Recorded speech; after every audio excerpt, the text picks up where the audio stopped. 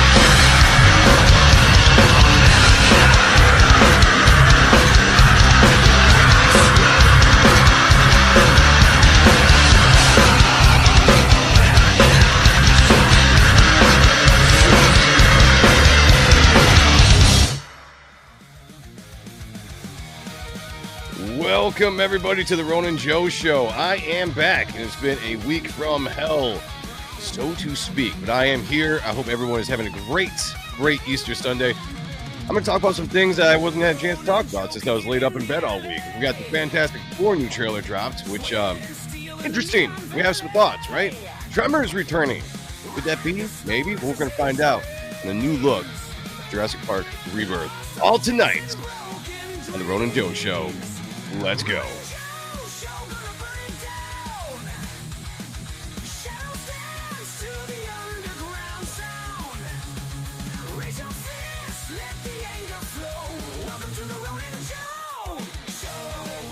That's right, it is the Ronin Joe Show. I am Ronin Joe, live with you guys. Finally, feels like forever. I don't like taking time off. It's weird getting back into the groove of it all. But I had no choice. I was deathly sick. Very, very sick. It was not fun. Including a trip to the hospital on Tuesday, which I did not enjoy either. But praise the Lord, I am here. I'm feeling better. I am over the flu. Probably about 75%, maybe 80% of what I was. So we are here ready to roll with all you guys tonight. And I do see people coming in. Thank you for spending your Easter with me. I had a great day today. Lots of food, lots of family. So hopefully you guys did as well. We want to give a shout out. I might be coughing as we go, so we'll see. Hail the Lord was number one in the chat, number one in my heart. Great to see you, brother. That means you are number one. You're number one. Yes, sir, you are. Great to be here. Twisted Dream. I hope you're well again and hope that you did the reading I told you to. I did not do the reading, but I feel a little bit better. So I thank you. Of course, when you're in the house, you play. Sub's notes. The extraction theory paper. Am I the only one who did the reading?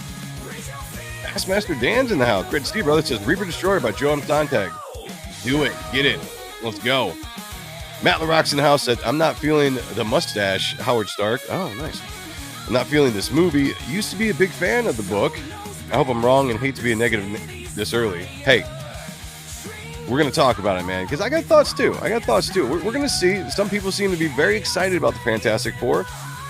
I still have my reservations as we go forward. But great to see you, brother. We got Duck Bacon in the house. It's Hail Joe. Hail the chat. Hail to you, my friend. I hope you are doing well. Edwin's in the house. What's going on, man? Great to see you. We also have Paul's Arts in here. Great names in the chat, as always. And Pizza jumping in here to join the fun with us. Well, thank you so much, guys, for hanging out. Yeah, let's jump into a couple of things. Much as I like to jam this song. Fucking A. Let's go. Let's get this going. I don't know how long the show is going to be. I've been going about an hour and a half lately, but my first time back. We'll see how long my voice lasts for before it actually just gives out on me. And hopefully I don't cough in you guys' ear all night. We're going to see where that goes. But just an update. So I had influenza B, which I got from my daughter, which I wasn't too surprised about that. She caught that a week before. And then I started feeling bad after that. And so I'm like, that's probably what I got, whatever. I ended up going into the hospital on Tuesday. It was the first time I actually rode in the ambulance, had to call 911. I had all this stuff going on because my heart was just beating out of my chest. And I made a post about it. And I think some people took it the wrong way, thinking that I was mixing medications, which I wasn't doing. What it was, I was taking a lot of Dayquil, NyQuil, which has always been my regimen for the entire my adult life. Every time I get sick, Dayquil, NyQuil every 4 hours, whatever it is. Offset that with some ibuprofen, and I knock everything out. Now, granted, I'm not in my 20s anymore, unfortunately, and I think what the doctor was saying what happened was a decongestant in the Dayquil was messing with my heart and caused it to trip up to, I think my heart rate was like 157. My blood pressure spiked as well. Very scary moment for sure. It was nothing I'd ever experienced before, but I was happy that it wasn't anything more serious than it could have been. So praise the Lord for that. And I got back home, got some IV in me, got some fluids, all that kind of stuff, and have gradually started feeling better since then. So here we are, Sunday. I was able to get up, go to family's house and experience Easter, watch the kids go on their Easter egg hunt and do all their thing. And it's very important for me to remind everybody that the real reason for Easter, we're talking about the resurrection of Jesus Christ here, who died for our sins, and being a Christian man, I always have to put that out there. I'm very, very much believing in that. And thank you to Jesus for doing that. And to anybody, shout out to all my Christian brothers and sisters out there as well. So yeah, just a recap of my week. Crazy sick to the bottoms, and I'm back. So here we are, ready to roll and talk about some fun, nerdy stuff, which I missed out apparently on a lot as I was out. I got to, I kept track a little bit on my phone, on Twitter, and trailers would drop. The Fantastic Four trailer dropped. I checked it out. I obviously really wanted to talk about it when it happened. But there was no way, no form to do it since I was kind of, chained to my bed, so to speak. But I was watching a lot of the reactions. There was a ton of reactions out there, both good and negative. Of course, it's a split world we live in when we go to social medias, when we go to YouTube. And I've told this all the time. There's a bunch of people that just you generate opinions for clicks, and that's all it is. I don't even know if they're true opinions. So of course, something comes out and people are like, "Oh, it sucks," right off the bat. And then there are other people that want to just love it for whatever reason. And I think there's the normal people that just kind of fall somewhere in between on what they think of the trailer. Now, I'm going to jump into that in a second. I did want to cover a couple other things first before we got into the Fantastic Four conversation. And then we'll see where the show goes after that. But I might not be streaming all that long tonight if I can. We're going to see how it goes. I got tagged while I was sick with this video that dropped here I'm about to talk about.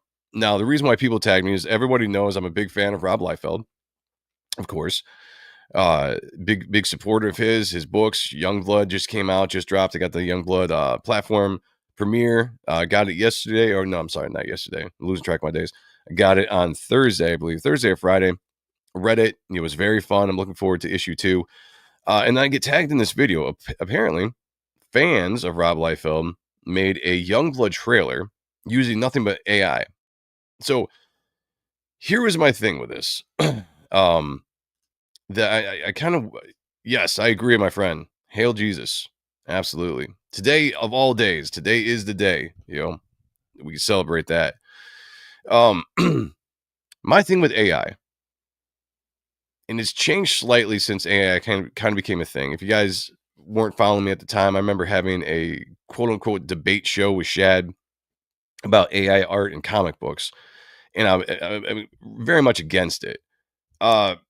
There's other things that AI does that I think are funny. If you want to use them for memes or, GIFs or whatever, funny songs, helping with intros and stuff that don't bother me as much. I'm primarily in the camp of I do not want to see it in comic book art because I think it cheapens the art form that is comic books, and it's, to me, it's a bigger thing than seeing it used in the industry. And I'm reading all sorts of articles how Hollywood's bringing AI into their special effects and technology and just everything in general. It's something that's going to happen, that we can't stop it. It's just what it is.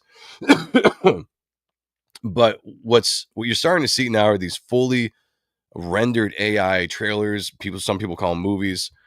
And some of them look pretty decent. I mean, the technology in AI is pretty insane to the point where you kind of wonder where we're going in the future with all this stuff. Especially with Hollywood embracing it. How is that going to work? I guess we're going to find out. But somebody tagged me in this video right here. There is this Youngblood teaser trailer that somebody created. Let me see if I can get to the right page here. And yes, it looked really good. I've got mixed feelings about it. Let's take a look at it together. And I want you guys to let me know what you think, honestly, about this. Because, yeah. AI, it can look good. Is it going to be one of those things where just we gradually all start to accept it and nobody's against it anymore, and then it just becomes part of society and we go forward? Or do we still take a stand and push back on stuff like this? So let's take a look at it, and let me give you my opinion on the entire trailer. But here we go.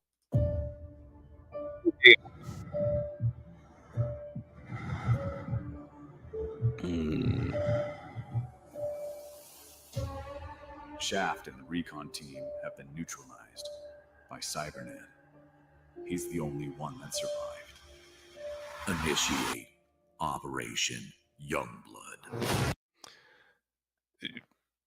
Right off the bat, I mean, it's just I can be against AI and still, be impressed at the technology of what it produces. I don't like the idea that you could do an entire movie or trailers like this without any kind of human interaction. It's just AI technology.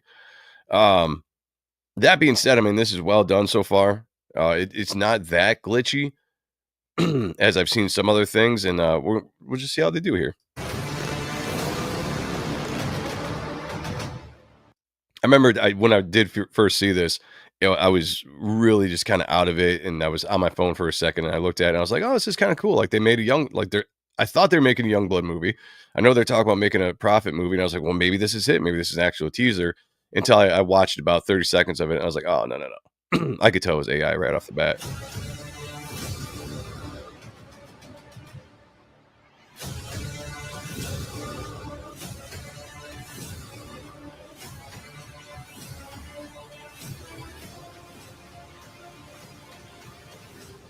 You can tell it's AI because they do a lot of the same motions for the humans, a lot of that walking. Like there's not a lot of dynamics to the movements of everybody.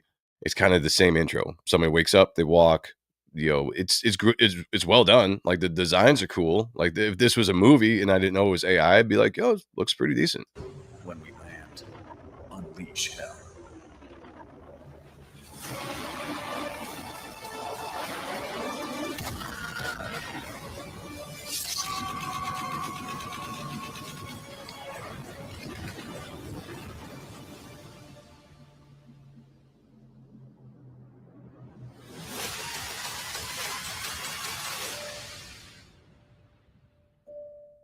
Not a fan of the bad rock look.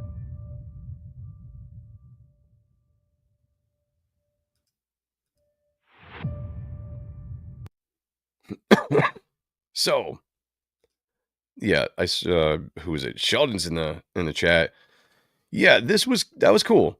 And that was the thing that actually this right here was what actually got me to sit up and actually notice what was going on with the AI trailer was this Chapel thing. And you guys know I'm a big fan of the characters of Rob Liefeld, but I love Chapel. I always thought he was a really awesome character design with the skull right on the face there, kind of the Punisher, Uh, and I saw this, I was like, "Oh shit!" I was like, "Damn, like this actually looks pretty good." And then I realized it was AI. So, with that being said, kudos to the people that made it. I mean, I would like to see how this is done before I was just to sit here and rip it apart. Because when I had the debate with Shad, I understood how he created the art that he created because he put out videos. So I could see how much was actually computer generated by the AI itself and how much was him. It wasn't a lot that was him, it was mostly AI. So with this, I'm wondering, were any real actors involved? Is this completely AI and it's just touched up and gone over again and again and again until it's good? Because it wasn't really jerky. It was a very smooth trailer. It was good cut scenes and everything. Not very dynamic as far as the action or whatever you want to call the actual movie itself goes, because it's kind of hard when you're just taking scenes and making up a fake trailer and you don't really have the movie to pull from because you don't have that same kind of dynamic filming or even an eye for filming. And that's the thing with the AI that I kind of wonder. When you get guys, like you get like Spielbergs and like all these directors that know how to capture the shot, right? They know how to frame things correctly. That's movie making, right? Like that's the magic of movie making, is getting all that stuff in there. And that's the human element. So when you take a computer now or an AI system and you're just borrowing from what somebody else has already done technique wise, and you're kind of putting it into this stuff, it can look good on the surface level, but I wonder how it's going to actually get when we get past that surface level. And right now I'm kind of like, kudos for something that's never going to see the light of day as far as an actual movie. At least I hope not. And it was fun for people to get into and fun for people to watch and share around and all this kind of stuff. And I saw Rob Liefeld commented on it and everything, and he thought it looked cool, and he should. Somebody's making something of his characters that's flattering. It's cool to see that stuff out there. But me, I have a hard time sometimes because I took such a hard stance with AI in the comic book world. And now it's like outside of the comic book world, how should I feel about some of this stuff? I'm not sure sometimes. I don't know how to feel about this. I guess the most I could do is just sum it up to say like it was a cool trailer, and that's probably about as far as it goes for me in that aspect. That was pretty much it. Youngblood, I do actually hope that they make a movie Youngblood because I think the characters are good. I think the story could be very well done, especially I think it's a book that fits in with today's crowd. Youngblood was always like the celebrity superhero group, right? Even in the 90s, it was pop culture. It was very much a social media before social media, right? And I think that you could really focus on a social media driven story with characters like Youngblood in 2025 or 2026, 27, whenever you would actually put it out, that I think would fit in very well, especially with the government stuff. I think it would be a fun movie if it was done right. I would like to see it done. So hopefully Rob is working on that, or maybe they can get it picked up at some point. I know they're also working on the Prophet movie, which would be fun at some point as well. So who knows, but it'd be fun to see some movies that are a little bit different than the crop of superhero stuff that we've been getting as of late. That looks so freaking tight. All right, yeah, so you guys digging that, huh? Digging it. I see that was Duck Bacon, Sheldon Martin, member of the channel, which, by the way, I did not do anything. It's the first member I've seen since I'm back. It's a little late in the show, but here we go. This is for the members. What are you doing up Oh my God! I'm sorry! I can't stop coming! I'm sorry! Oh, it feels so good! Yeah, the chapel looks sweet. I enjoyed that. I did not like the bad rock design whatsoever. I thought they could have been a little bit more accurate to the actual comic book character, and I think it would have done a lot better. It would look better on screen as well. Did you see the concept Youngblood trailer? Talking about the one I just looked at? If you just jumping in now, yeah, we just went over the whole AI trailer, concept trailer done by that group of people. It was cool. It was cool for what it was. You know, it kind of reminds me now, if you do something like this and you use it for excitement, kind of like they did with Deadpool. You remember when they did the animated short of Deadpool back in like 2009 or whatever year it was? And it got people really excited. It had Ryan Reynolds' voice and all that kind of stuff. And it was basically the opening of the Deadpool movie for the most part, to almost to a T. And that was something that got people excited. It got out there and, really got the excitement for people wanting that movie to see how it could be. It'd be nice if you could use something like this, right? But if you were going to make this into a movie, I would want the character designs to be a lot different. The casting, obviously, as well. I mean, you wanted some well-known actors to come in and play characters like Shaft and Chapel, and just, actually put some effort into it. Like, if this was going to be a big movie, I would hope that they could find the budget to make it the way that it should actually be made and not be too much of a low-budget movie. Like, Deadpool being a low-budget movie, first off, worked. It was a single-character movie, grounded. You could kind of get away with that stuff. I think, like, the most that was in that movie was like the Colossus CGI, right? Youngblood would be something that would take a lot of special effects, a lot of CGI, maybe even AI that people are talking about now. Like the Russos are talking about, AI coming in. I think even Spielberg is talking about AI coming into movies when it comes to Hollywood. So who knows? Maybe special effects are cheaper to make in the future. I don't know. It'd be interesting to see how that all shakes out when it comes to AI in the future, when it comes to like the Hollywood stuff. I'm still very much keep it out of comics. I don't want to see it in comic books whatsoever. There will definitely be a pushback anytime I see that. It's just no. But when it comes to like Hollywood, I guess if it works well, I guess if you can make it go, I'm not as opposed to that. But I guess we'll have to see. I mean, there's nothing we can do about it. AI is coming. When it comes to comic books, I'm holding steadfast to the actual artists making actual art. When it comes to the rest of the world, we're going to see. I'm sure there's going to be a benefit somewhere. There was also, so it's funny, like the last time I had a show, actually one of the first shows I think I had at the Ronan Joe show, it was the teaser trailer for Fantastic Four, and it was the teaser trailer for Jurassic World Rebirth. And they're so close together, it feels like they've released things on the same time. So you had the trailer coming out for Fantastic Four, which we're going to talk about here in a second. But they also put out this this featurette for Jurassic Park or Jurassic World Rebirth. And this is a movie I'm actually really excited about. I think this movie is going to do very well. I think it's coming out, 2 weeks before, 2 weeks after Fantastic Four, right around the same time Superman. So July, you got Superman, Fantastic Four, Jurassic World Rebirth. All three of those movies in 1 month. That's going to be insane. I might try to go see them all in the same month. I don't know, but I definitely want to see this. I'm a big fan of the franchise, even though the last few movies were okay. But this one looks like a little bit more of a return to normal. Plus, they've got that raft scene from the original movie that they took out, that they could not put into it. for budget wise or whatever. So I don't know if you guys have seen this yet, but this is a 1:49 featurette of Jurassic Park or Jurassic World Rebirth. Let's check it out.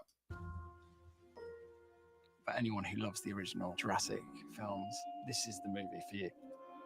Oh my God. Now, I think the special effects in this look amazing.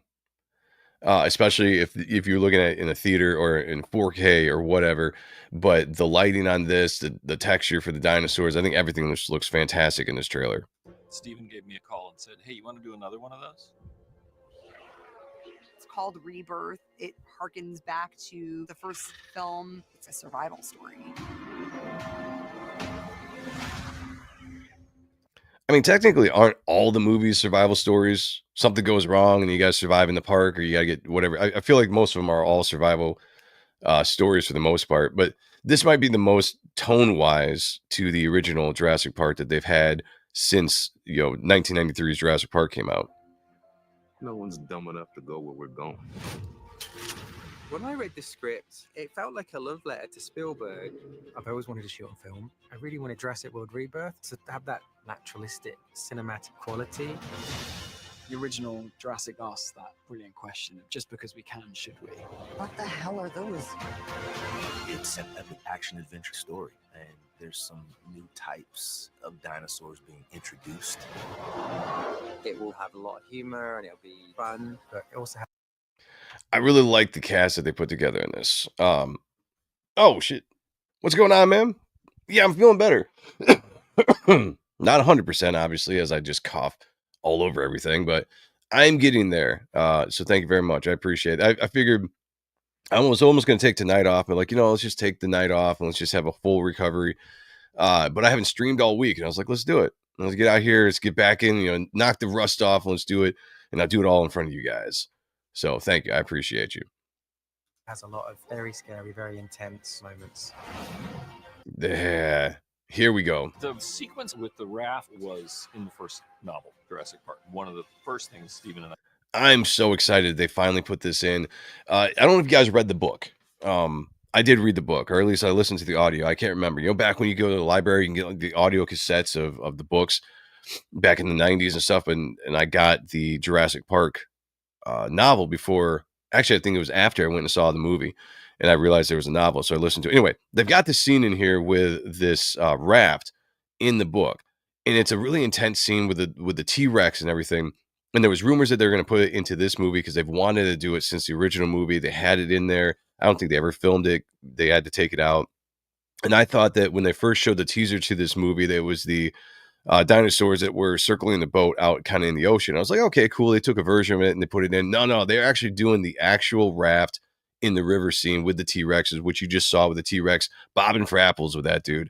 So I'm extremely excited about this scene. I can't wait to go see this movie just for this. I said was, we got to get that raft sequence at some point. We've really gone back to basics to imagine yourself in this circumstance on this Jurassic Island. It has adventure, it has friendship and loyalty and the portrayal of those things. It has an almost impossible task that you just root for everyone to complete. Come on! The movie at its core is thrilling. And it's got mutated dinosaurs. Let's go. I know that it will bring back the wonder of seeing Jurassic for the first time.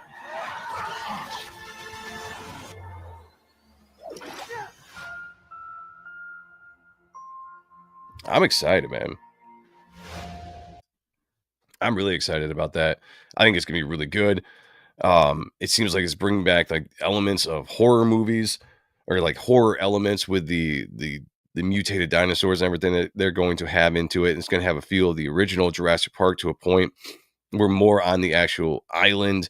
It just has that feel. Like Jurassic World with Chris Pratt was good. I like the first one. It was a semi like kind of reboot, nostalgia trip to the original movie, I guess, with the whole park aspect of it. And it was kind of cool to get back into the park. Something goes wrong, this or that. And then they kind of went off the rails with the next two movies. I didn't know what they were trying to do with it.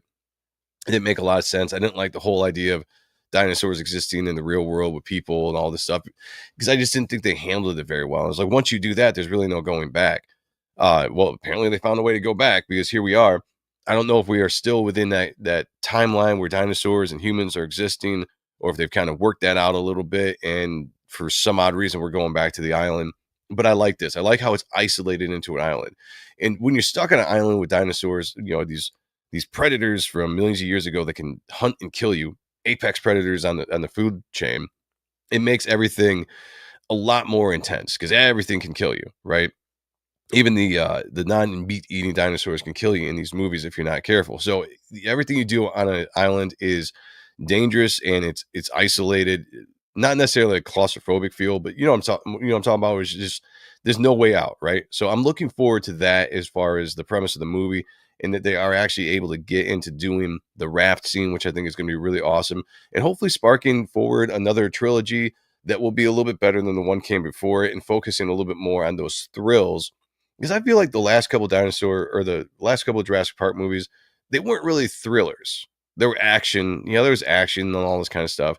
But Jurassic Park 1 was a thriller. Like the raptor scenes were scary as a kid. Like I was 11 years old when that movie came out, I think. And not that it ever scared me as like some of the other PG-13 horror movies, so to speak, would have scared me back in the day. But it was intense enough to be like, damn, like this is really cool. Like it. The T-Rex chase scenes, the raptor scenes, there's just enough of blood and gore in it, just enough to kind of keep you on your seat. And I feel like they embraced that going forward with the Jurassic Park movies or Jurassic World as well. But it just became this cartoony violence and not a lot of intensity.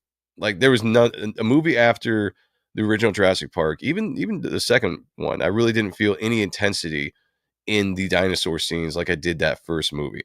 So if they can get back to that kind of feel and they can get you back into that, I think it's going to be really fun for the audience. And I think it has a chance to, revive this franchise. Not that it's horribly down or anything, but the last two movies definitely hurt. But I do think this movie is going to do very, very well in the summer and pull in a decent box office. And, it may take away box office from the movie we're going to talk about next, which is the Fantastic Four and Superman. It's going to be really interesting that all three of those movies are dropping in July, weeks apart from each other. How is that going to hurt the box office for all these movies? It's going to affect it somehow. And there's only going to be one king of these three movies that are coming out that's going to win the summer blockbuster. And I have a feeling that it very well could be Jurassic Park. A lot of people are betting on Superman or Fantastic Four, and they're just kind of forgetting about the fan base of Jurassic Park. But I do think that Jurassic Park might come out on top of all of this as the top earner in July for these movies. We'll see. It's going to be interesting. Michelle Martin said, let's see if Black Widow can kung fu her way out of this snafu. Yes. Hey, I like Johansson. Scarlett? Thank you. I like Scarlett Johansson. I think she's hot. So it's a benefit, I think, that she's in the movie.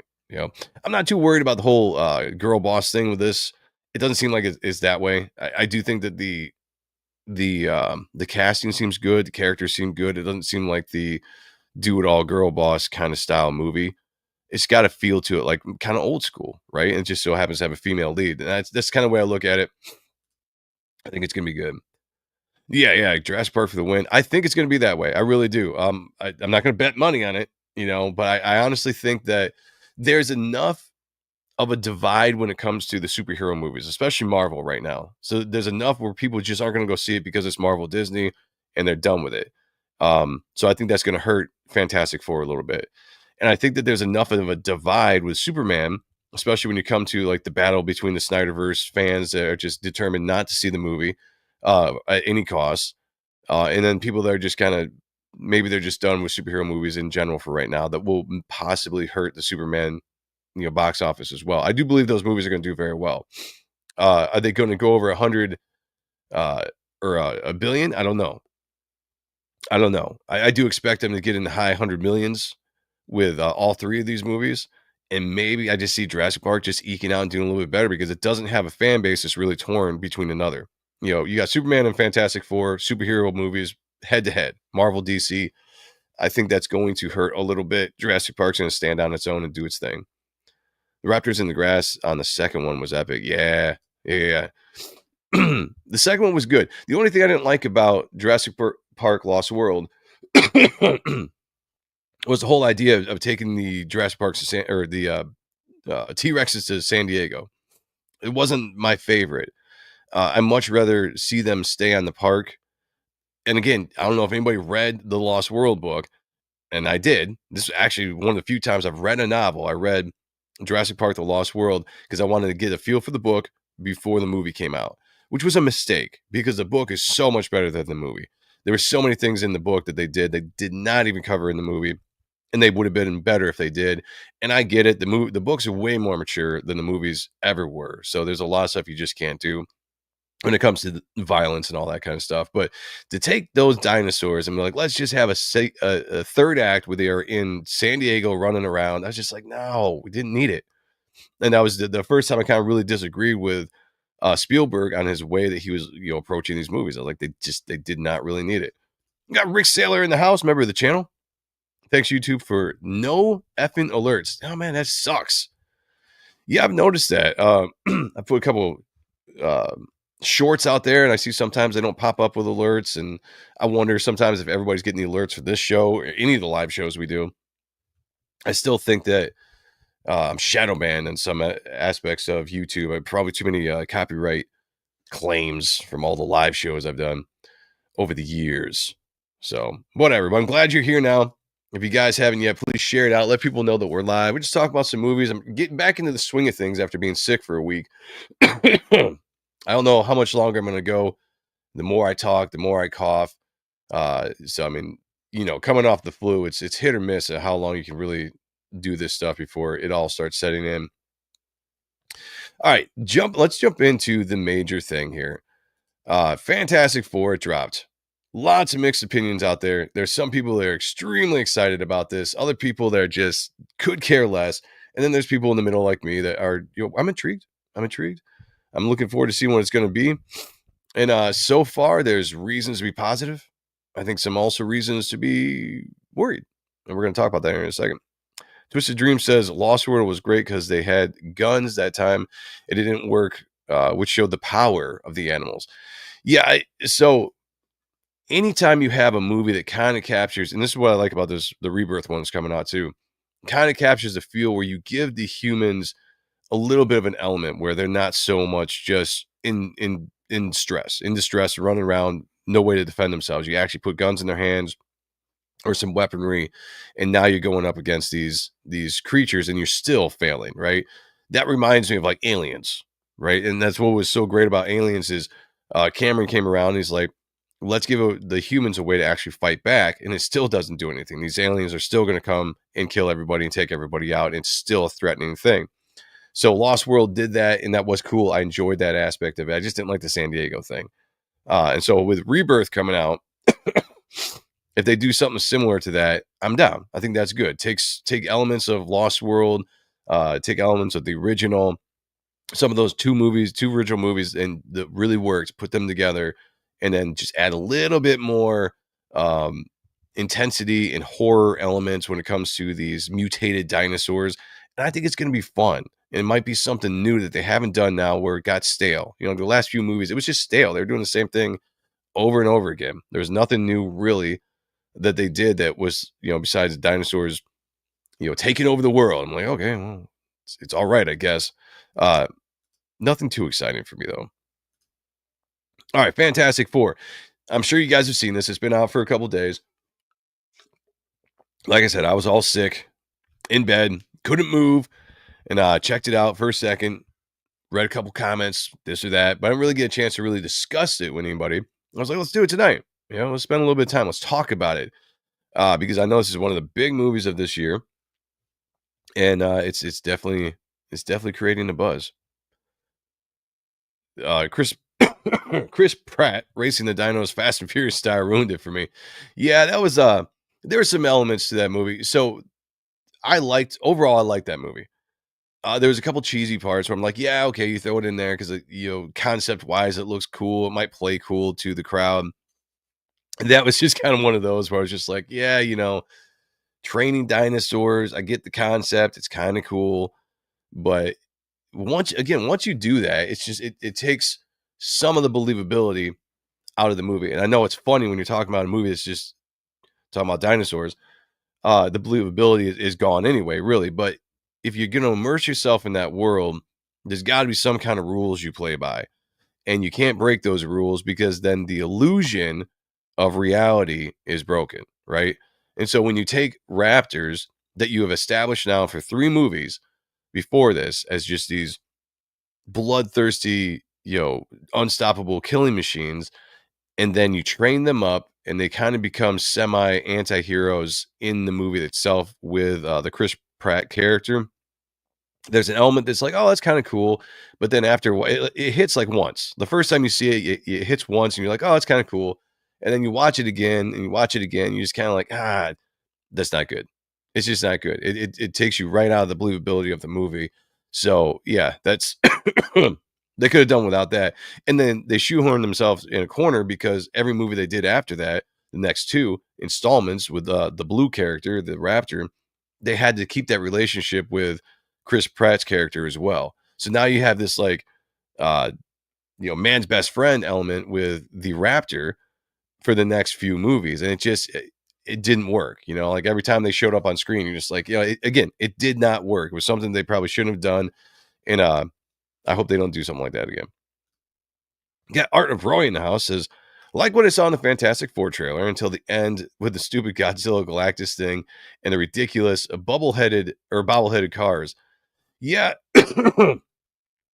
I'm we're gonna take a look at here in a second.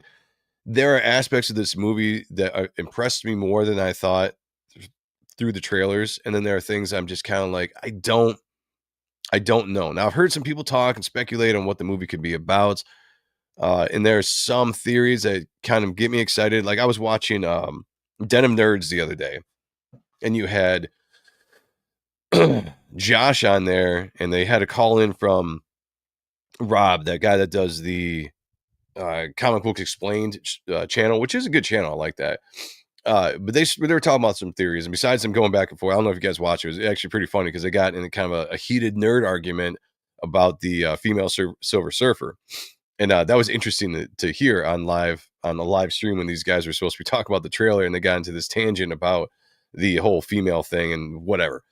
But they came up with some interesting theories about like the Council of Reeds, or just like how's Doctor Doom going to factor into all, is just going to set up Doomsday, all this kind of stuff. And if this movie is really used as a setup and it's a little bit of a misdirection from everything we think it's going to be, it could work out pretty good, where there's mystery going on to what world we're in with Fantastic Four, because it's not the 616 universe. It can't be. So it's got to be a different universe within the MCU.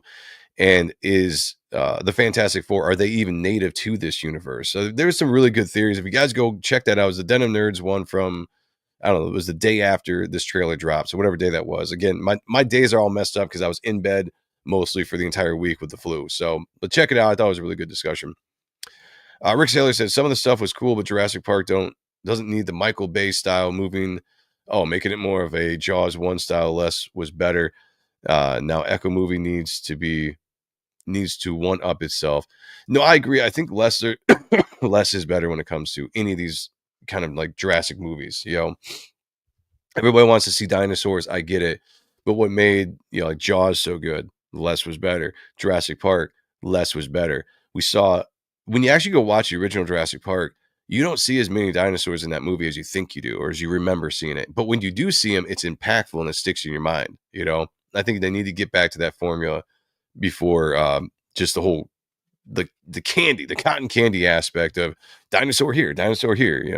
It gets old. You get used to it.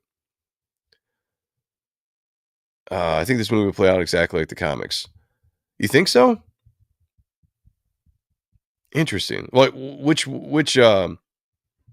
I guess which comics, I would ask on that one. Like which storyline with Fantastic Four and Galactus do you think they're going to pull from? Do you think it'll be the original one, or do you think it'll be something different? Because from what I was hearing from some of the nerd talk, and what makes it interesting is Franklin Richards is going to be in this movie. They haven't shown him yet. Apparently, there's a lot of stuff they are hiding in this movie that they haven't shown in the previews. And if he is in the movie, and it's actually one of those things where Galactus is coming to this world because of the power of Franklin Richards, there might be a completely different aspect of they're setting it up one way. that we are thinking it's going to be like, oh, it's going to follow the whole classic, Lee and Kirby storyline with Galactus and the Silver Surfer and all this, but maybe they're setting it up to be something completely different. And it's going to, because you got to get these characters in the MCU, in the 616. You have to do it. Got to be 9997. I lost track of all the worlds. Hopefully it's the 80085 universe. Am I right? A lot of wishful projection by nerds trying to force what they believe onto the Fantastic Four movie instead of just watching. No, I feel you on that. But that's kind of like what it always is, right? Like the whole speculation and stuff. It's fun to speculate because usually what we see in our minds is probably a lot more entertaining of what they could do in a storyline than what they actually are going to do. But they have to have certain elements here. There's got to be a way to get this Fantastic Four into the 616. And my biggest thought, regardless of whatever they do with this movie, I think their world has to be destroyed. They have to fail at something, and they have to be sent at somehow into the 616 some way. I just don't see any other way. Like, how else are you going to get them into the 616 to set up Doomsday? Because they're going to be a big part of Doomsday, Avengers Doomsday, when it comes out. So to me, I think this movie might be a big misdirection. The only reason to use a female Silver Surfer is to Torch. Oh, so Torch has a love interest. You think so? That's an interesting thought. I can't put up with a lot of this shit, but if Galactus is lame, I am out. Well, it can't be any worse than the Fantastic Four Silver Surfer Galactus from 2004, 3, whatever year that came out, where it was just a giant dust cloud.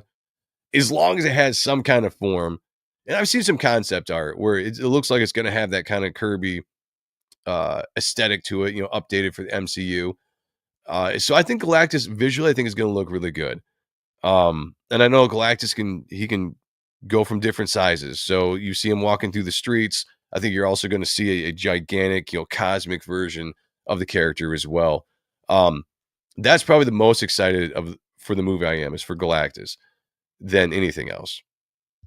What universe are we in? 911. I'm not sure.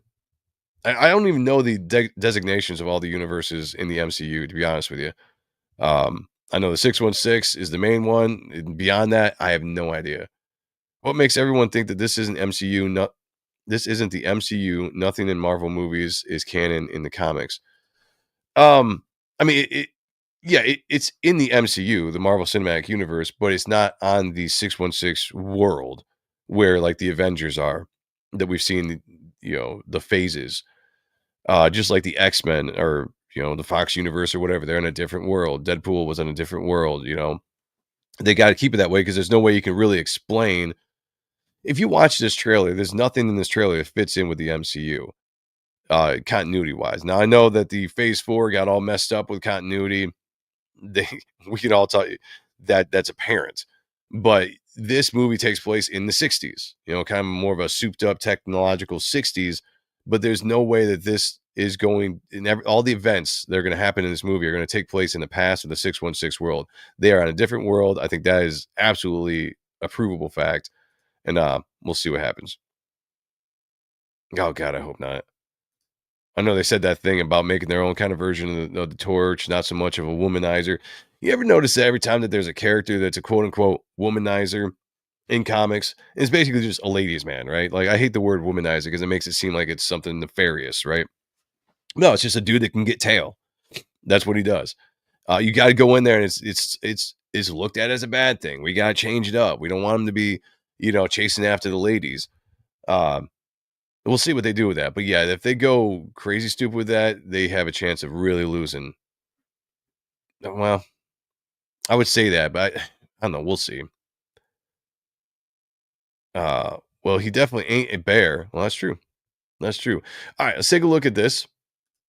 I want you to tell me what you guys think of this trailer. This is only like the third time I've seen this since it came out. So here we go. Wow, folks, we all know the story. 4 brave astronauts head up into space and come back forever changed. This car? Our city, our planet, owe a debt to these intrepid souls. I do like how there's this hopeful aspect to it. And a lot of people have talked about, they're really trying to show like this hopeful world right now, which would make sense, especially if this hopeful world that's used to the Fantastic Four saving them, technology being good, whatever it is existing in this 60s kind of aesthetic. It's going to set up even better when things start to go south, So I think it's not bad. Even though the first couple times I saw this kind of stuff, I was just like, I'm not digging it. I still don't know if I dig the tone, but if it's a story element, I can see where they're going with all that. While we can never repay them, we can certainly celebrate. Thank you, Fantastic Four.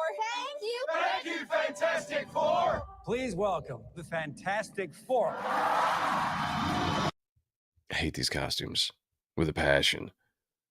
Hey, granted, you're trying to make it look for a certain time, for a certain decade. And yeah, maybe they look a little bit more like the original comic book costumes. And I'm not saying you need the whole MCU lined up, your typical costumes you see in the MCU. I do not like these at all. And I'm hoping at least they're going to wear different duds in Doomsday. Herbie, how's that sauce looking? Okay. That is fantastic. You're late. What do you mean? What do you mean? What do I mean? You're late for dinner. Yes, we are. You late? I just said that. Are you pregnant? What? You're gonna be the best mom in the world. And you are gonna be the best dad. Just kidding. You are out of your depth. We are gonna be the best uncles ever. That is funny. I laughed at that. So as far as worrying about what the torch is going to be, as far as taking away the chasing of the tail and all this kind of stuff, it seems like his personality, the joking personality, is still there. So that's good. So far, everything that the characters are doing fits the characters. I'm not thrilled with some of the casting. I still don't see Pedro Pascal as Mr. Fantastic or Reed Richards. He just doesn't seem to fit at all. But yeah, who just said that?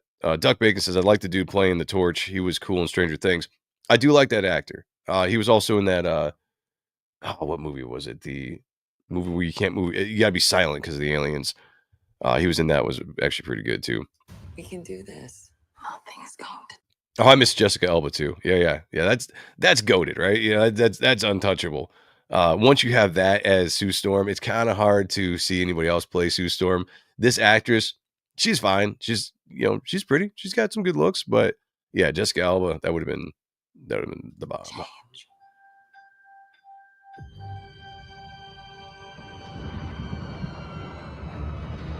I do like that. It's cool. Are you the protectors of this world? Are you a god? Yes, we are. Your planet is now marked. What are we thinking on this, guys? Besides the fact of them not using Norrin Rad,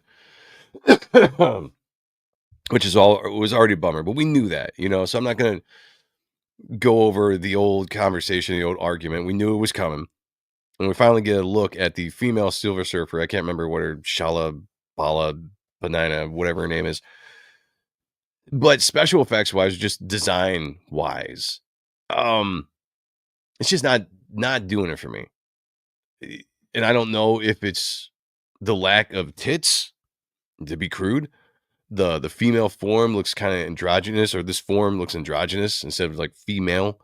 Like I know this actress isn't well built in the chesticle area, but you could have at least. I mean, this is all CGI. You could have pumped it up just a little bit more. That's all I'm saying. That's all I'm saying. Just for maybe the male gaze would have been nice. Her voice, whatever. I mean, it's an interesting line. I like how she comes. We marked for death and all this stuff. Whatever, that's fine. But the visual, it doesn't seem intimidating, right? Like Silver Surfer, he looks intimidating. Even though the one that was in the Rise of the Silver Surfer, or whatever the second movie was back in the early 2000s, that was an intimidating looking design. The guy who played the character, you felt like it was an ominous presence. Like it was, you don't want to mess with this character. And this is just like this 5'3" silver sparkly woman. I don't know. For death.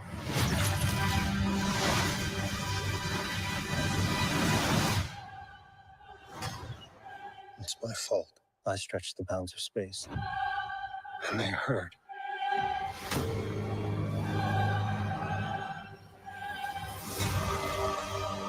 Are we safe?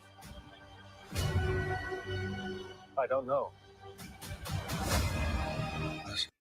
I just don't know if it's I don't know if I like the way Pedro Pascal delivers lines. It's almost like I feel like he's the same character in everything I see him in. I like him in The Mandalorian, you know, his voice fits and all that kind of stuff. But this, I don't know, there's something that just still seems off to me about Reed's character played by Pedro Pascal in this movie. Not enough time. I'm not giving up. There it is. We will face this together. We will fight it together. As a family.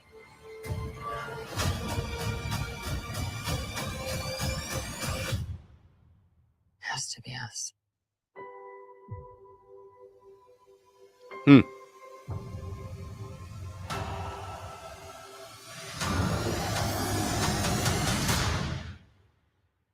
We will protect you.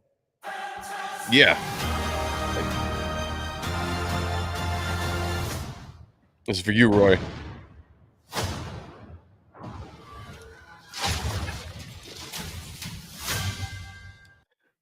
No, I didn't quite mind the whole walking through the city.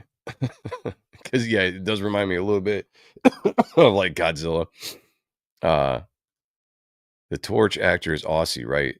I don't know. I definitely know he's not American. The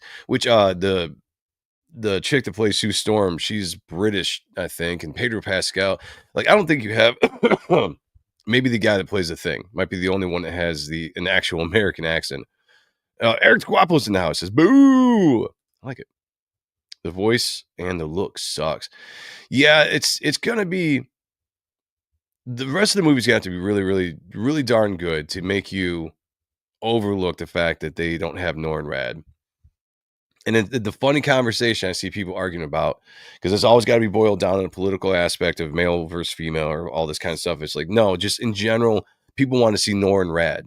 When you're bringing in the first family, and I'm not even a huge fan of Fantastic Four in general, comic books or otherwise, but you're bringing in the first family into the MCU and you're bringing in characters like Galactus. The first time you're seeing these characters live in the MCU, you kind of want to see the classic versions of them.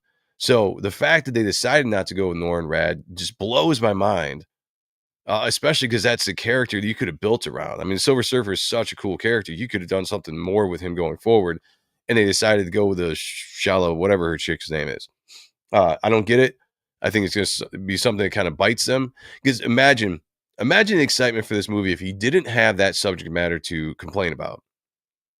If you didn't have that subject matter for all of the YouTube guys to make videos about every single day and just do commentary on, if that wasn't part of this, the buzz for this would probably be a lot greater if it was actually Norrin Rad, cast whatever actor cast in that role, and we got to see the actual Silver Surfer. Because I'm seeing a lot of good, positive buzz of this movie, even in the people that are normally against the Marvel Disney stuff. And I think if you had Norrin Rad in there, this might have been right up there, like 98% people on a positive look. No, go gay. Bigger jugs would have helped, just saying. That's what I'm saying, you know, big jugs. Let's go.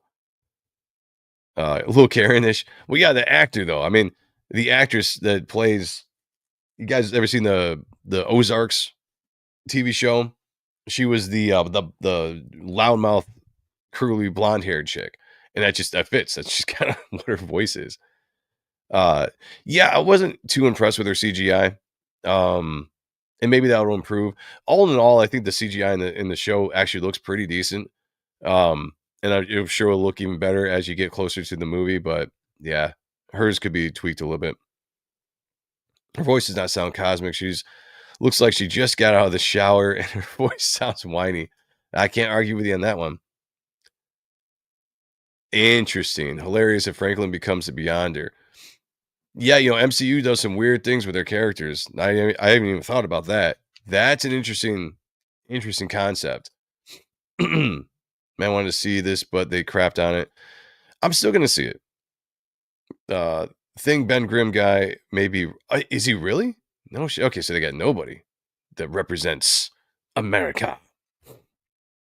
Norrin Rad would have made that movie. That's what I'm saying. Like, if you put that character in, I agree with you, Eric. If you put that character in, I think this movie goes from, you know, an 8 to a 10 as far as excitement with some people. I think that's a big thing that's holding people back, besides just the fatigue with superhero movies or the fatigue with Marvel Disney in general.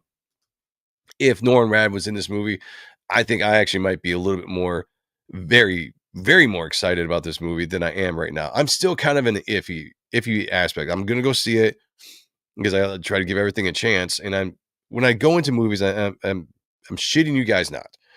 When I go into a movie, I try to just take all the preconceptions I have of the movie and just filter it out of my head so I can go in there and just watch it for what it is, watch the movie, the story for what it is, and judge it on that without going in knowing that I'm going to dislike that they had the female Silver Surfer, or knowing I'm going to dislike certain things, because I actually want to see the actual movie itself either talk to me one way or the other, positive or negative. We got John Snowden in the house. What's going on, man? Good to see you. No interest in this anymore. Yeah, fair enough, man.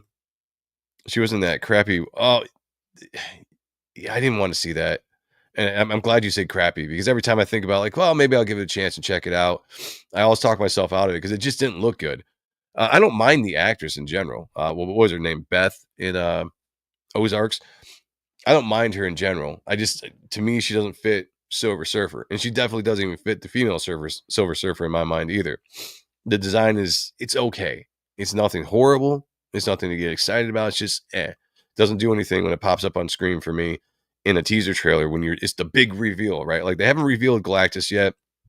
I don't even know if they will. I think that's something, to me, if I was them, I wouldn't even show Galactus in the trailers at all, except for what you've already kind of seen. A shadow, maybe a little bit of the side of the head in that teaser trailer we saw months ago, his feet, all that kind of stuff. But I would save that for a movie, the theatrical reveal. I wouldn't reveal him at all. So this was the big reveal for as far as characters go, bringing in the female Silver Surfer. And it just, it didn't do it for me. There's a scene here, though. Where is it at? And this is Roy. This is what I was. Right here. What up? Are we safe? I don't know. There's not enough time. Right here. So when he's saying there's not enough time and all this kind of stuff, this is why this looks like the destruction of the world. Unless this is some kind of flashback where they're peering into seeing the destruction Galactus is doing throughout the galaxy, and that's coming to Earth and all this stuff, maybe. But I honestly think if you have this world that is not the 616, this is not the main world, you got to find a way to bring them in somehow in Doomsday. The best thing for me, story-wise, would be to destroy this Fantastic Four's world, essentially them losing, and that would be a great plot device going forward. That their first movie out, they get attacked by Galactus. He's out there, they lose, this world is lost, they have to move on, and they find their way into the 616 with Reed and all his genius and all this stuff. He finds a way to get into different realities or whatever, and then you have a looming threat still, so you could use Galactus a second time in the MCU.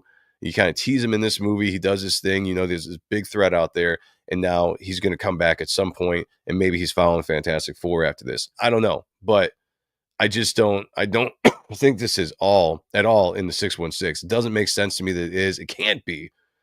I don't see any way around it.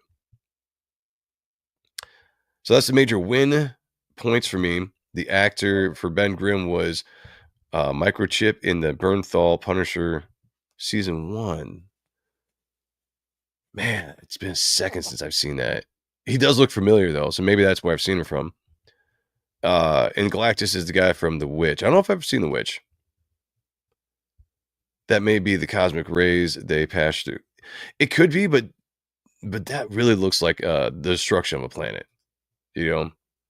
Vin Diesel. What's that in relation to? Vin Diesel. Was it Silver Surfer? I don't know. He's getting a little old and chubby. You guys see that last movie? He kind of, what was it? Last Fast and the Furious movie. He needs to hit the gym more. All right. I'm just saying, like, I know he's getting up there. He's in his 50s, but just you take care of your body a little bit more. If you're going to be trying to rock the tough guy muscle routine, hit the gym. That's all I got to say. Joe sounds rockier than the Thing's voice. Yeah. Coming off of being sick. That's why I'm probably going to wrap up the show here in a little bit. I want to have a certain amount of my voice left where I can actually talk consistently like this. But coming off of having the flu, I only have a little bit of my voice that I usually do. But it does sound kind of good. I like that. It sounds a little bit lower. You know, I could drop it a little bit, you know, put a little bit more bass behind it. I could rock that. Remember when Iron Man made that weird science chick Remember when Iron Man made that weird science chick in the 80s? He gave her ridiculously large boobs. Oh, nice. Anyway, he should design SS Silver Surfer. I like that. As long as he got big boobs, you know. I could get down with a female Silver Surfer if she had bigger knockers. I'd be fine with that.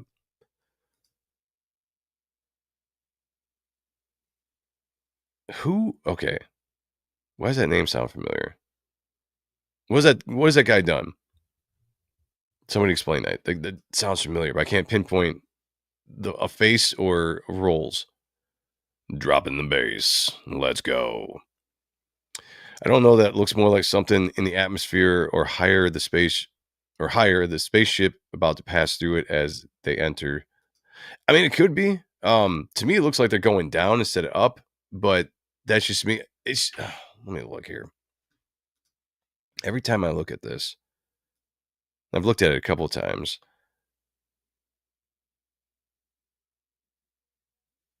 Like, I feel like this is just like Earth, right? Like, this is Earth here. These are continents and stuff like that. And it's like an impact here. I don't know what it would be, but to me, I think this is a destruction of a planet. That's just what it looks like to me. If that's the case, again, it would make sense with how they would get Fantastic Four. Otherwise, it doesn't make sense to me.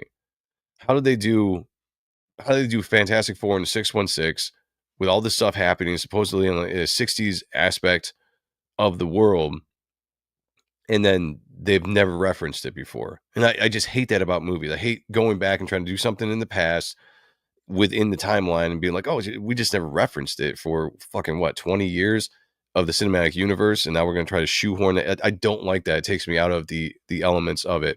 When they first said that they were going to do Fantastic Four or even bring in X-Men, it's like the only way that kind of stuff works is when you're dealing with the multiverse, which they are now, and you can have all these different Earths where all these different characters have existed in their form, in their universes, and that's why they've never crossed over, and they have nothing to do with the 616, the Avengers, the events of, Infinity War, Endgame, and all that stuff. So we'll see.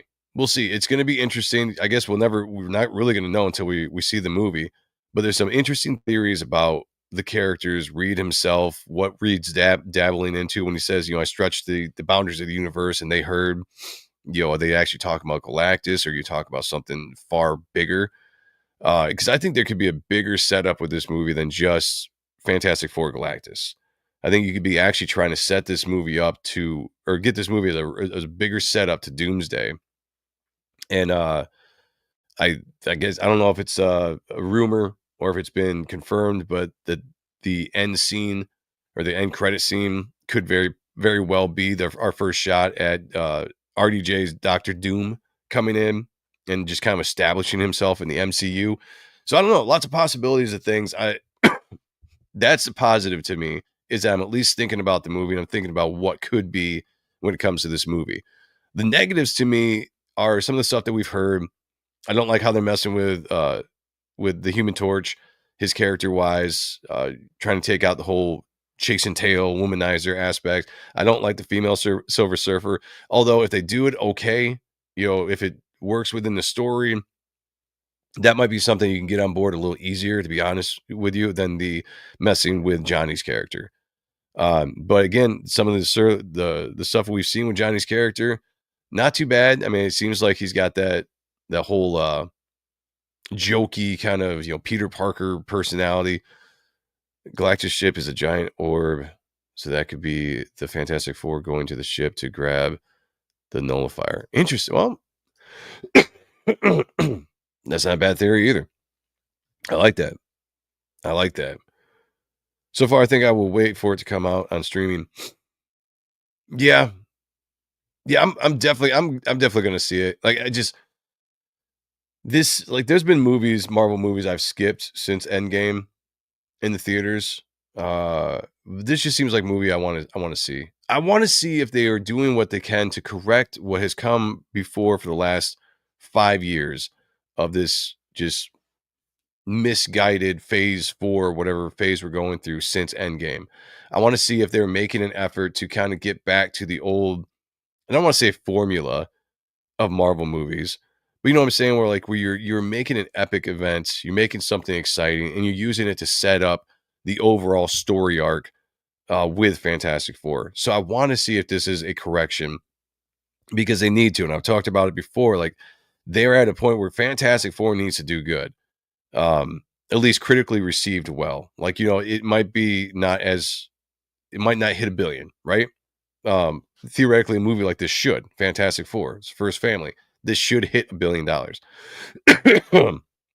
But even if it gets like to 800 million or something like this, it has to be good. It has to create buzz going forward for all the other plans that they're trying to set up with Doomsday and Secret Wars and the next Spider-Man movie, World Hulk, whatever it is they're planning on doing. If they don't set it up correctly here from the beginning, this could collapse everything going forward and kill whatever kind of goodwill they have going on right now with the buzz. So I'm definitely going to go see it, because I want to see if they've done that. And if they do it, and if they look like they're going in the right direction, I'm happy, man, because I want these movies to be good.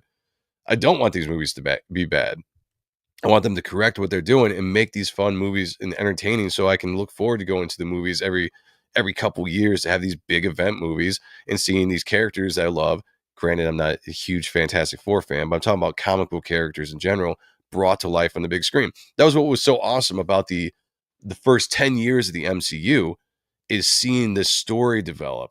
You never really seen before, taking multiple characters and multiple movies and having them all exist in a shared universe and having them build towards a bigger climactic ending. Like, we all knew Infinity War was coming. We all knew Thanos was coming, but we had to wait 10 years to get there. And it was an awesome buildup. And they did such a fantastic job. Every 2 years, or they started doing like every year there for a second, where movies were coming out, it would always have a little bit of a tie-in. They'd have their own standalone kind of theme, a little bit of a tie-in with the overall story arc that got you excited and kept you on for the next year when they dropped the stuff. I want to get back to that. And I hope it starts here with Fantastic Four. So I want this movie to be good. I want it to do good. I want it to be good. And I want to see this correction going forward with the MCU, so we can start being excited again. John Snow says, yup, that's it. There's a formula, and it's been off for a few of the movies. Yeah. That's a fact. If this is them course correcting, I do not have high hopes for what's coming after.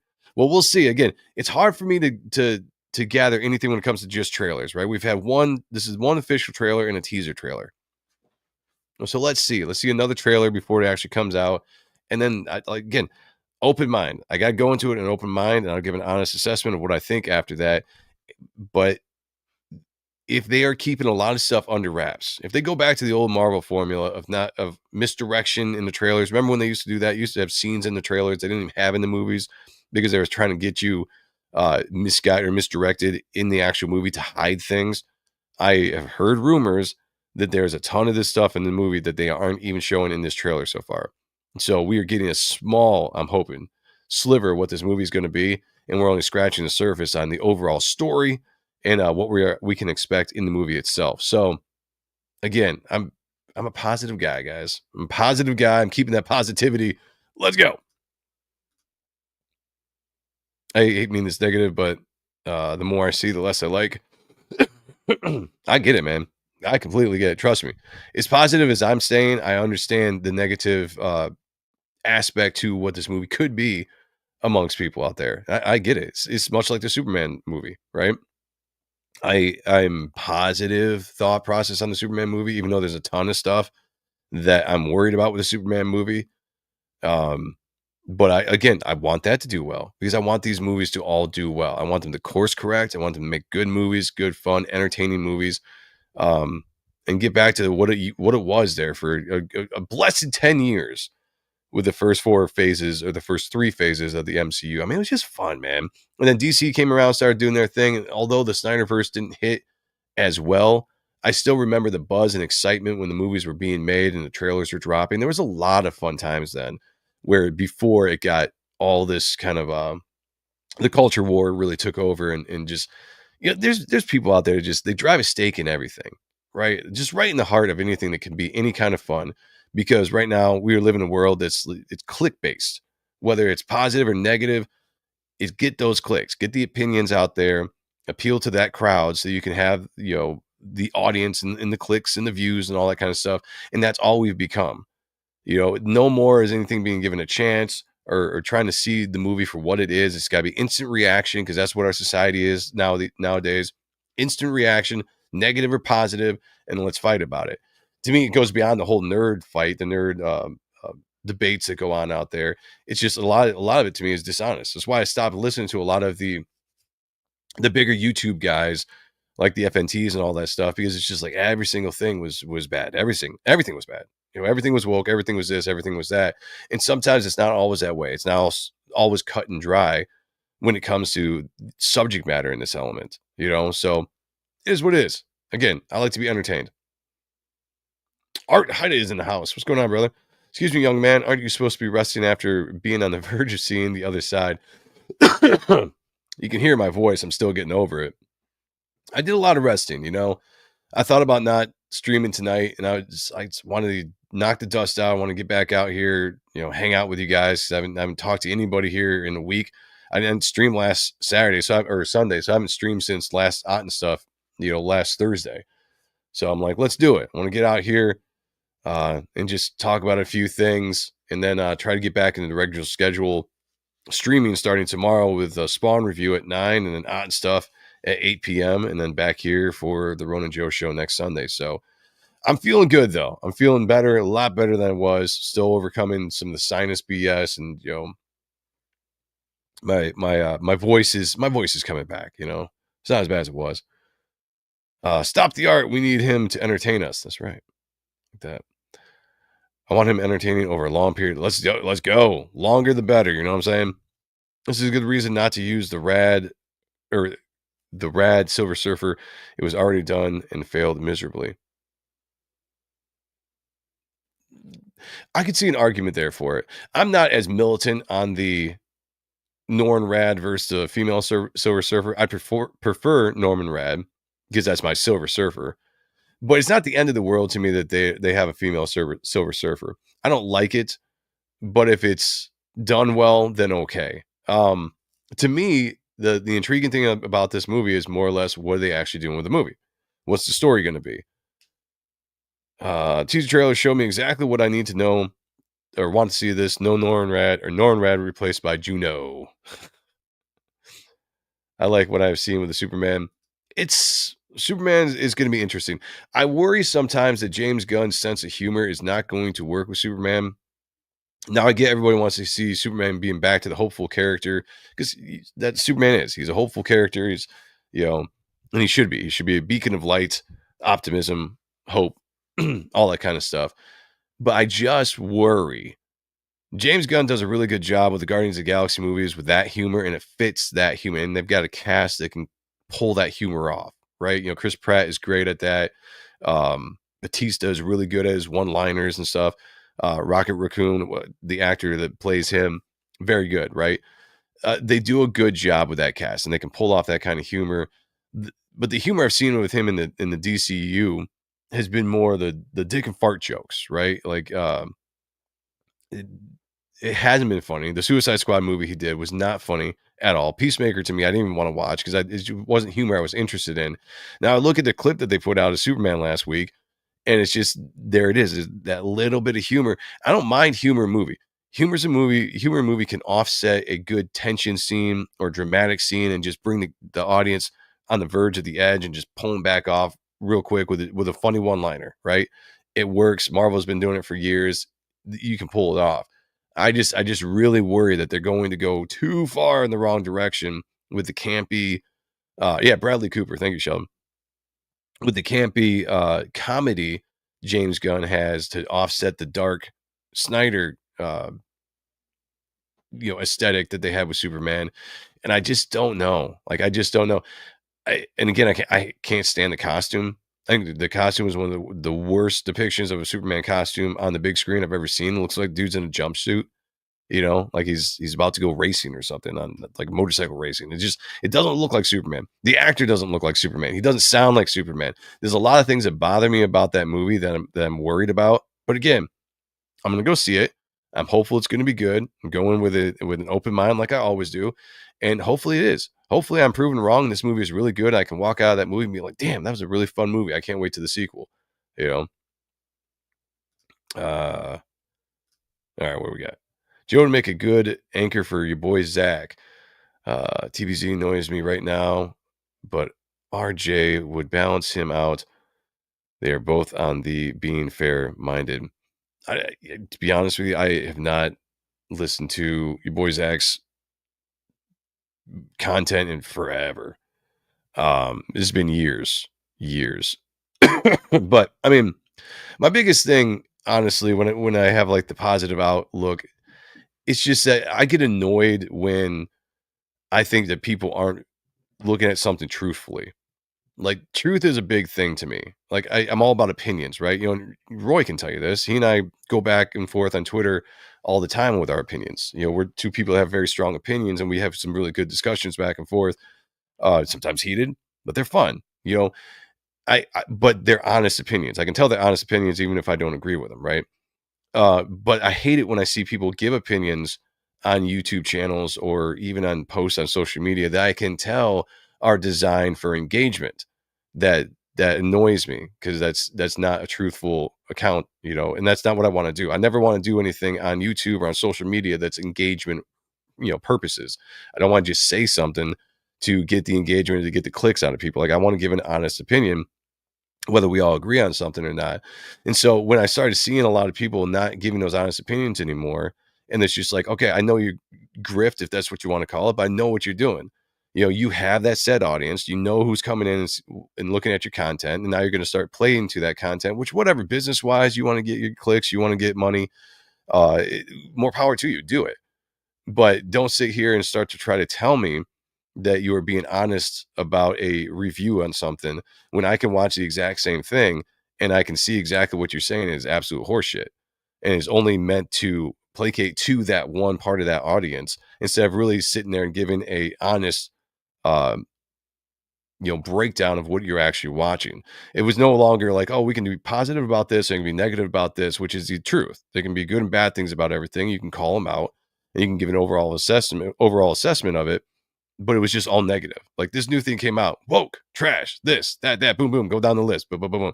I could guarantee you, I knew exactly what these people were going to say before the videos even started on the newest TV show or movie that came out.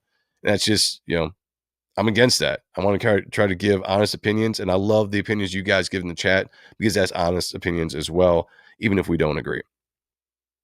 I think Superman fans will be disappointed. Normies will think the movie is fun. That's not a bad thought on that, for sure. If you can't get Soup's costume right, you can't get the story right. That's a good point. It's a good point. Hail Lore says, read the OG Fantastic Four comics, or read them. There was really no need to watch the movie when the comics are way better written. And that's going to be the source materials usually are going to be way better than anything they put out on TV, because it's so hard. It's so hard to make a movie that's 2 hours long, 2.5 hours long. And then you're trying to take storylines that are based on like all of this, the history of those characters that culminated to this particular storyline that made it so well. You have to discount that entire history to tell a version of that cinematically. It's always going to be lesser because of that, because comic books being a long form storytelling is always going to be superior, because you have so much of this history built on top of each other that leads you to the next big storyline, and then leads you into the next big storyline, and so on and so forth. It just keeps building and building. It's hard to capture that when it comes to movies. So you're never going to do it. My whole thing is, do you do a good job of creating an original concept out of the OG concept? You know, can you take that story aspect and make a version of it that is good and it's compacted for the theaters, but it touches on everything and it pleases the original comic book readers and newbies as the same. If you can do that, more power to you. I think Superman should wear a blue sweatshirt and scuffed denim jeans on his first outing. I wish they would just put Superman back into spandex. It works for him. He doesn't need kangaroo biker leather. Yeah, I think Superman is the one character you can pull that off. I mean, obviously Christopher Reeves, you look at even Dean Cain and the Lois and Clark Superman show back in the 90s, low budget, but the costume still looked good. Because when you have a character of Superman who's basically, he's not a god, right? That was always the argument. He's not a god, but he's got godlike abilities and power, right? He doesn't need the whole get up. Now, I did like Snyder's costumes. I just liked the design elements of the costumes. I thought it was fun. I thought it was cool. But it was like one step up from spandex, where the new costume it's a full-on jumpsuit. And Superman doesn't need this. It's a guy that can survive anything. You know, he doesn't need a bulky costume. He can wear just spandex and be completely fine. And I think it fits the character and it shows that he is Superman, right? Okay. I was going to talk a little bit about the Tremors reboot. I think I'm going to save that to next week. So I'm going to edit the title here to take that out. But that would be fun.